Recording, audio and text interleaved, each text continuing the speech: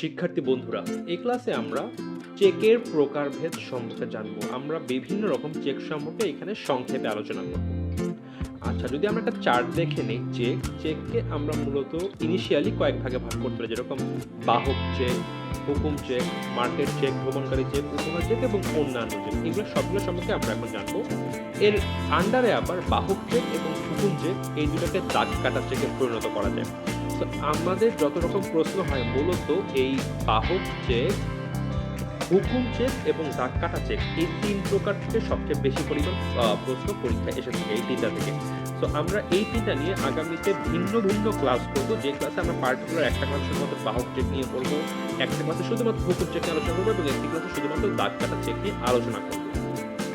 আর অন্যান্য চেকের মধ্যে অনেক রকম চেক আছে, পাকা চেক, পূর্ব তারিখের চেক, পরবর্তী তারিখের চেক, পরবর্তী তারিখের চেক, বাসি চেক, অনুমোদন প্রাপ্ত চেক, কাটা চেক, এরকম অনেক কিছু। আবার দাগ কাটা চেকে দুটি ভাগে ভাগ করা যায়, সাধারণভাবে দাগ কাটা চেক, বিশেষভাবে দাগ কাটা চেক। তো এই যে সেগমেন্টটা, এইটা নিয়ে আমরা পরবর্তীতে আবার আলোচনা করবো। আমরা এই ক্লাসে সংক্ষেপ আলোচনা করবো, বাট পরবর্তীতে এটা নিয়ে আমাদের বিস্তৃত আলোচনা থাকবে, কোনো অসুবিধা নেই। আমরা এখন এই চার্টে যেগুলো আছে সবগুলো সম্পর্কে খুব সংক্ষেপে আলোচনা করে যাব। প্রথমে আমরা দেখব বাহক চেক। বাহক চেক কি? দেখো, যে কোনো ব্যক্তি ব্যাংকে উপস্থাপন করে যে চেকের অর্থ সংগ্রহ করতে পারে তাকে বাহক চেক বলে। টাকার মতো এক হাত থেকে অন্য হাতে যাবে। আমি তোমাকে চেক দিয়ে দিলাম, তুমি ব্যাংকে জমা দিয়ে দিবা, টাকা দিয়ে দিবে। তুমি যখন নিয়ে যাওয়ার সময় তোমার পকেট থেকে টাকা চেকটি পড়ে গেল বা চুরি হয়ে গেল, যে চেকটি পড়ে বা রাস্তা থেকে পড়ে গেল, যে কুড়িয়ে পেলো, সে ব্যাংকে গিয়ে চেক জমা দিবে, তাকে টাকা দিয়ে দিবে। কোনো দেখবে না যে ভাই কার নাম আছে বা কে দিয়েছো, যেই চেকটা দিবে তাকেই টাকা দিয়ে দিবে। অর্থাৎ এই চেক টাকার মতো এক হাত থেকে অন্য হাতে হস্তান্তর করা যায়। এর কিছু বৈশিষ্ট্য এরকম: এই চেকের প্রাপকের নামে শেষে অথবা বাহককে, আমি নাম লিখে দিলাম মিস্টার রহমান, কিন্তু পাশে লেখা অথবা বাহককে, অথবা যে বহন করবে চেকটা সেই চেকের মালিক। সো এইটা হচ্ছিল কোনো বাধ্যবাধকতা নেই, অর্থ উত্তোলনের যে ক্যারি করবে সেই টাকা পাবে। লিখিত অনুমোদনের প্রয়োজন হয় না। চেকটা আমার নামে আছে, লেখা হচ্ছিল রাইয়ান আছে চেকের যে ঘর, এখানে লেখা আছে পে টু রাইয়ান, আর লাস্টে লেখা অথবা বাহককে।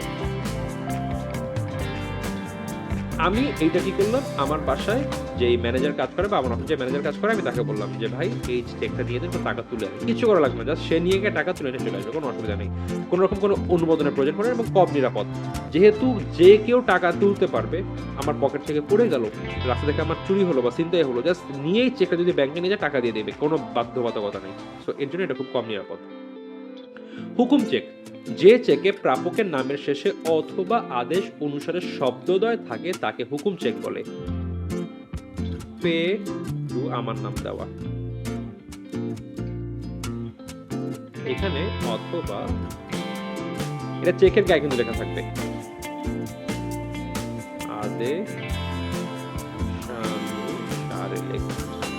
এই চেকের টাকাটি আমি বাদে অন্য কেউ উত্তোলন করতে পারবে না, কারণ এইটা আমার নামে লেখা। চেকটা নিয়ে যাব, দেখা যাবে এই যে ভাই রাইয়ান লেখা, এই দেখেন আমার আইডি কার্ড বা আমার আইডি কার্ড রাইয়ান মিলে গিয়েছে, টাকা দিতে পারবো। আনলেস আমি চেকের অপর পিছে লিখে দিলাম আমার চেকটি আকিবকে উত্তোলন করতে দিন, বা ইংলিশ আমি দিয়ে সাইন করে দিলাম যে মিস্টার আকিবকে দেন। তো এইটা তখন চেকের ট্রান্সফার হয়ে গেল মিস্টার আকিবের নামে। তো এইভাবে যদি অনুমোদন করে এইটা হস্তান্তর করা সম্ভব, আদারওয়াইজ সম্ভব না। আর অধিক নিরাপদ, দেখো এই চেকটা যদি পড়েও যায়, কেউ নিয়েও যায়, এটা কিন্তু আমি বাদে অন্য কেউ উত্তোলন করতে পারবে না। তো এইটা কিন্তু আগের চেকের থেকে একটু বেশি নিরাপদ। দাগ কাটা চেক, হুকুম চেক বা বাহক চেক। দেখো, বাহক বা হুকুম চেকের বামের কোণায়, মনে করো এই একটা চেক পুরো স্ক্রিনটা, বামের কোণায় আড়াআড়ি দুটি সমান্তরাল সরল রেখা টানা হলে ওই চেককে দাগ কাটা চেক বলে। দেখো, বাম কোণায় আড়াআড়ি দুটি সমান্তরাল সরল রেখা, বাম পাশে কোণায় দুটি সমান সমান সরল রেখা থাকবে। যদি এরকম থাকে, এটাকে আমরা দাগ কাটা চেক করবো। এবং কোনো চেকে কিছু নাই, জাস্ট আমি হাত দিয়ে এরকম টেনে দিই, এটা অটোমেটিক্যালি দাগ কাটা চেকে পরিণত হয়ে যাবে। এরূপ চেকের অর্থ সরাসরি ব্যাংক অ্যাকাউন্ট হতে সংগ্রহ করা করা যায় না। তো এই টাকাটা, এই চেকের অর্থ কখনোই এই যে ক্যাশে উত্তোলন করা যাবে না। কিভাবে উত্তোলন করতে হবে ভাই? আমি চেক নিয়ে যাব। এই চেকে দেখাবো, মনে করো চেকটা আমার নামে ইস্যু করা হয়েছে। ব্যাংকে নিয়ে দেখবো যে ভাই এই চেক দেন। ব্যাংকে বলবে ভাই টাকা কাটা চেক। এই চেকের টাকাটা আপনার অ্যাকাউন্টে জমা দিতে পারবো, অর্থাৎ চেকের টাকা সরাসরি আপনার অ্যাকাউন্টে যাবে। এবার বলেন আপনার অ্যাকাউন্ট কোথায় আছে? আমার অ্যাকাউন্টে টাকা পাঠাবে, কখনোই ক্যাশ টাকা উত্তোলন করা যাবে না। সো এটা থাকলে টাকা চলে যাবে কোথায়? অ্যাকাউন্টে। এইবার দাগ কাটা চেককে দুই ভাবে ভাগ করা যায়। সাধারণভাবে দাগ কাটা চেক, যদি ২ দাগের মাঝে কিছু লেখা না থাকে তবে তাকে সাধারণভাবে দাগ কাটা চেক বলে। কিছু লেখা নেই, সাধারণ দাগ কাটা চেক। ২ দাগের মাঝে কোনো ব্যাংকের নাম লেখা থাকলে তাকে বিশেষভাবে দাগ কাটা চেক বলে। দাগ কাটা চেক বলে। আচ্ছা। সো এইখানে যদি লেখা থাকে সোনালী ব্যাংক, এইটা তখন বিশেষভাবে দাগ কাটা চেক হয়ে যাবে। অ্যাকচুয়ালি সোনালী ব্যাংক বা কোনো ব্যাংকের শাখা থাকলেও হবে। এখন কথা হচ্ছে এই দুটার মধ্যে পার্থক্য কি? সাধারণভাবে দাগ কাটা চেক আমি কাটা নিয়ে গেলাম। তখন আমাকে ব্যাংক বলল, ভাই আপনি কোন ব্যাংকে টাকা উত্তোলন করতে চান? আমি বলবো ভাই আমার ব্র্যাক ব্যাংকে বা এবি ব্যাংকে একটা অ্যাকাউন্ট আছে, আপনি এই অ্যাকাউন্টে টাকা পাঠাই দেন। তখন ব্যাংক আমাকে ওই অ্যাকাউন্টে টাকা পাঠাই দিবে। আর যদি বিশেষভাবে হয়, এখানে লেখা আছে সোনালী ব্যাংক, তখন আমাকে ব্যাংক বলে ভাই এইটা আপনার শুধুমাত্র সোনালী ব্যাংকের শাখায় টাকা যাবে, অন্য কোনো ব্যাংকে যাবে না। তখন বিশেষভাবে বলতে পার্টিকুলার কোনো ব্যাংক বা ব্যাংকের শাখাকে উদ্দেশ্য করে দেওয়া হয় বা মানে ফিক্স করে দেওয়া হয় যে ভাই শুধুমাত্র ওই অ্যাকাউন্ট থেকে টাকা দিতে পারবেন। এটা হলো সাধারণ এবং বিশেষভাবে দাগ কাটা চেকের পার্থক্য। আমরা এটা নিয়ে পরবর্তী ক্লাসে আরো পরবর্তী মানে ২-৩টা ক্লাস করে আমরা খুব ভালোভাবে আলোচনা করব। এইবার দেখব মার্চেন্ট চেক, যে চেকের সাহায্যে নির্দিষ্ট বাজারে অথবা বড় বড় দোকানে বাজার করা যায়, অর্থাৎ দ্রব্য সামগ্রীর দাম নগদের পরিবর্তে ইলেকট্রনিক কার্ড ব্যবহার করে পরিশোধ করা যায়, তাকে মার্চেন্ট চেক বলে। এটা ছিল মূলত এটিএম কার্ডকে বোঝানো হয়। Visa card, master card, American express আমরা কিন্তু গিয়ে ক্যাশ টাকার বদলে সেগুলো ব্যবহার করতে পারি। এটাকে বলা হচ্ছে মার্কেট চেক বা মার্কেট কার্ডও বলা হয় এটার আরেক নাম। আচ্ছা, ভ্রমণকারী চেক। ভ্রমণকালে বিদেশে অর্থ সংগ্রহের জন্য ব্যাংক ভ্রমণকারীদের যে বিশেষ ধরনের চেক প্রদান করে তাকে ভ্রমণকারী চেক বলে। আমি ব্যাংকে গেলাম, মনে করো XYZ ব্যাংক। আমি কই যাব? বাংলাদেশ থেকে যাব হচ্ছে ধরে নেই সিঙ্গাপুরে। এখন আমি ব্যাংকে বললাম ভাই আমার তো ক্যাশ টাকা ক্যারি করতে পারবো না, কি করা যায়? ব্যাংক বলে ঠিক আছে আমাকে টাকা দেন, আমি তাদেরকে টাকা দিব, সে আমাকে কার্ড বা চেক দিয়ে দিবে। যান আপনি সিঙ্গাপুরে গিয়ে অমুক ব্যাংকে গেলে আপনাকে ওই দেশে মুদ্রা আপনাকে দিয়ে দিবে। তো এক দেশে আমি অর্থ জমা দিয়ে অন্য দেশ থেকে উত্তোলন করবো এবং এটাকে বলা হচ্ছে ভ্রমণকারী চেক। এই যে টাকা তুলবো সিঙ্গাপুরে একটা ব্যাংকে গিয়ে, সে কি দেখে আমাকে টাকা দিবে? এই একটা চেক ইস্যু করে দেয়। দেখো, ইস্যুকারী ব্যাংকে টাকা জমা দিতে হয় এবং প্রতিনিধি ব্যাংকে থেকে টাকা সংগ্রহ করতে হয়। অর্থাৎ আমি এখানে আমার দেশের XYZ ব্যাংকে গিয়ে ইস্যু করলাম আর ওই দেশে গিয়ে আমি টাকা উত্তোলন করতে পারবো। হতে পারে সিঙ্গাপুরে XYZ ব্যাংকের একটা শাখা আছে, যেরকম বাংলাদেশের সোনালী ব্যাংকের শাখা কিন্তু দেশের বাইরে অনেকগুলো দেশে আছে, এরকম থাকতে পারে। অথবা XYZ সিঙ্গাপুরে MN ব্যাংক আছে, ওদের সাথে চুক্তি করলো বা প্রতিনিধি বানিয়ে নিল যে ভাই আমার দেশ থেকে মানুষ যায়, টাকা তুলতে হয়, আমি তোমার কাছ থেকে কাজ করবো, তুমি আমার প্রতিনিধি হিসেবে কাজ করো দেশে। এইভাবে কাজ করতে পারে। এটা হলো ভ্রমণকারী চেক। উপহার চেক, এই চেক অনেকটা প্রাইস বন্ডের মতো। ব্যাংকে গিয়ে বলো ভাই আমাকে একটা উপহার চেক দিন বা গিফট চেক দেন, কত টাকার? ভাই সব মিলে 500 টাকা দিতে হবে। টাকার বদলে একটা চেক নিয়ে গেলাম, এইটা আমি কাউকে গিফট দিলাম যে ভাই এই নে তোকে একটা আমি চেক দিলাম। এখন কি হবে? এইটা নর্মাল চেক না, একটা প্রাইস বন্ডের মতো। এইটা ব্যাংকে গিয়ে ভাঙা দিলেই ব্যাংক আমাকে টাকা দিয়ে দিবে। সো এটি ইস্যু করে ব্যাংকের যে কোনো শাখায় ভাঙানো যায়। একটা ব্যাংকে আমি করলাম, ওর যে কোনো শাখায় গিয়ে ভাঙাতে পারবো। উপহারের দেওয়ার ক্ষেত্রে ব্যবহার, সাধারণত এটা উপহারের ক্ষেত্রে দেওয়া হয় যে ভাই তোমাকে গিফট দিলাম, টাকা তো হাতে দিলে অনেক সময় লাগে, এটা আমি ইউনিক ওয়েতে দিলাম, একটা চেক দিলাম, একটা ভিন্ন রকম চেক। এবং পুরস্কার পাওয়ার সম্ভাবনা থাকে যতদিন না এই চেকটা ভাঙানো হয়। এর উপরে খুবই খুবই খুবই সামান্য পরিমাণ সুদ পাওয়া যায় এবং মাঝে মধ্যে এইসব চেক নিয়ে লটারিও হয়ে থাকে এবং লটারিতে জিতলে প্রাইজ পাওয়ার সিস্টেম থাকে। এখন কেন সুদ দেওয়া হয় বা লটারি সিস্টেম থাকে? যখন এই সিস্টেমগুলো থাকে তখন ব্যাংক থেকে কিন্তু মানুষটা টাকা উত্তোলন করে না। এই যে 500 টাকা দিলাম, এরকম করে হাজার হাজার উপহার চেক আছে বাজারে। এখন তারা যদি হালকা সুদ দেয় বা মনে করো লটারি সিস্টেম রাখে মাঝে মধ্যে, তাহলে কি হবে? যাদের হাতে এই চেকটা আছে ওরা কিন্তু এটা ভাঙাবে না, রেখে দিবে, টাকাগুলো ব্যাংকের কাছে থাকলো। এই জন্য ব্যাংক মাঝে মধ্যে কিছু সুবিধা দিয়ে থাকে।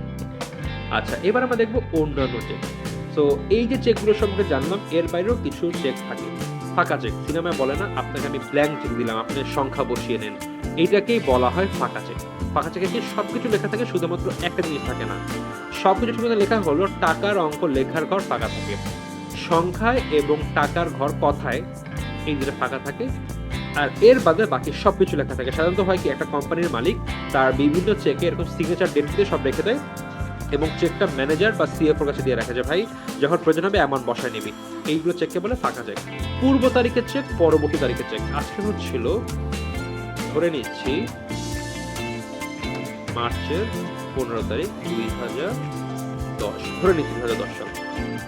একটা চেক ইস্যু লিখলাম, চেকের তারিখ দেওয়া আছে মার্চ 18, 2010। আরেকটা চেক লেখা আছে মার্চ 13, 2010। এখন আজকে এই ডেটটা আমি লিখলাম, এই ডেটে আমি চেক লিখলাম এইটা। এটা কি? এটা হচ্ছিল পূর্ব তারিখের, মানে যে কোনো চেক ইস্যু তারিখের পূর্বের তারিখ উল্লেখ করা হলে তাকে পূর্বে তারিখে চেক বলে। আর পরবর্তী তারিখে চেক, আজকে 15 তারিখ, আমি লিখলাম 18 তারিখের, মানে নেক্সট একটা চেক। সো এরকম মানে কোনো চেকে ইস্যুর তারিখ উল্লেখ না করে ভবিষ্যতে কোনো তারিখ উল্লেখ করলে তাকে পরবর্তী তারিখে চেক বলে। আমি হয়তো একটা কাজ করবো, অমুক একটা ব্যক্তি টাকা তুলবে, সে বললো ভাই টাকা তো আমার 2 দিন পরে লাগবে, এখন কি করতে পারি? আমি বললাম ঠিক আছে, আমি 2 দিন পরের তারিখে একটা চেক লিখে দিলাম যেন আপনি 2 দিন আগে টাকা তুলতে না পারেন। সো যদি যেই দিন ইস্যু করবো তার আগের দিন দিলে পূর্ব তারিখের চেক, যদি পরবর্তী তারিখের চেক দিই তাহলে হবে পরবর্তী তারিখের চেক, বাসি চেক। আচ্ছা, একটা চেক আমি লিখলাম মার্চের 15 তারিখ 2010। চেকটা ব্যাংকে নিয়ে গেল ডিসেম্বরের 2 তারিখ 2010 সাল। কয় মাস? March, April, May, June, July, August, September, October, November, December, almost 9 মাস পরে। সাধারণত বাংলাদেশের নিয়ম অনুযায়ী কোনো চেক তৈরির 6 মাসের মধ্যে যদি চেকটি ইস্যু করা না হয়, উপস্থাপন করা না হয়, তখন তার 6 মাসের বেশি হয়ে গেলে সেটিকে বাসি চেক বলে গণ্য করা হয়। একবার বাসি চেক হয়ে গেলে ওই চেক থেকে টাকা উত্তোলন করা যায় না। প্রস্তুত তারিখের পর থেকে আইনানুগ সময়ের মধ্যে চেক ভাঙানো না হলে তাকে বাসি চেক বলে। বাংলাদেশের প্রেক্ষিতে সাধারণত 6 মাস বা এটা কম বেশি হয়ে থাকে ব্যাংক টু ব্যাংক। অনুমোদন প্রাপ্ত চেক, কোনো চেকে লেখার পূর্বে ম্যানেজারের অনুমতি গ্রহণ করা হলে তাকে অনুমোদন প্রাপ্ত চেক বলে। আচ্ছা, আমি একটা মনে করো সঞ্চয় হিসাব চালাই, আমার অ্যাকাউন্টে টাকা আছে, এখন সঞ্চয় হিসাবে আমি হঠাৎ করে খুব বিপুল পরিমাণ, ধরে না আমি মোট 7 লক্ষ টাকা উত্তোলন করবো, বাট এই টাকাটা পাবো কি পাবো না, বা আমাকে অ্যাকাউন্টে এখন হঠাৎ করে দিবে কিনা ব্যাংক, বা মনে করো আমি একটা চেকের থ্রুতে 70 লক্ষ টাকা উঠাবো, এখন ব্যাংকের কাছে অলওয়েজ টাকা পাওয়া যায় বা ক্যাশ থাকে এত পরিমাণ যে একটা গ্রাহককে দিয়ে দিবে না। তো আমি ম্যানেজারকে ফোন দিলাম যে ভাই কেমন আছেন? ভালো। তো ভাই আমাদের ব্যবসায় আজকে একটা টাকা পেমেন্ট করা লাগবে, বড় একটা পেমেন্ট। এখন আমি একটা 70 লক্ষ টাকার চেক ইস্যু করবো, যেটা হয়তো বা কালকের মধ্যে উপস্থাপন হবে আপনার ব্যাংকে এবং ক্যাশ করা লাগতে পারে। আপনার কাছে কি বা আপনাদের অ্যাকাউন্ট মানে শাখায় কি পরিমাণ টাকা কালকে থাকবে? ম্যানেজার বললো হ্যাঁ ভাই কালকে অসুবিধা নেই, কালকে আমাদের ক্যাশ থাকবে, কোনো অসুবিধা নেই। সো এই যে চেক লেখার পূর্বে ম্যানেজারের অনুমতি গ্রহণ করে যদি কোনো চেক করা হয় তখন তাকে বলা হয় অনুমোদন প্রাপ্ত চেক, যে ম্যানেজার বলছে ঠিক আছে চেকটা পাঠিয়ে দেন, কোনো অসুবিধা না হবে, কোনো অসুবিধা নেই, টাকা দিয়ে দিব। এই টাইপের চেককে বলা হচ্ছে কিন্তু অনুমোদন প্রাপ্ত চেক। হারানো চেক, প্রস্তুতের পর উপস্থাপনের পূর্বে কোনো চেক হারিয়ে গেলে কি হবে? ওই যে প্রথমে বলছিলাম আমি একটা চেক বানিয়ে দিলাম তোমাকে, তুমি নিজে গিয়ে পকেট থেকে পড়ে গেল বা চুরি হয়ে গেল। তো কোনো চেক বানানো হয়ে গেল কিন্তু ব্যাংকে জমা দেওয়ার পূর্বে যদি চেকটি হারিয়ে যায় তখন তাকে হারানো চেক বলা হয়। তো বন্ধুরা, এই ছিল আমাদের চেকের প্রকারভেদ সম্পর্কে আলোচনা। আশা করি তোমরা বুঝতে পেরেছো। দেখা হবে পরবর্তী ক্লাসে।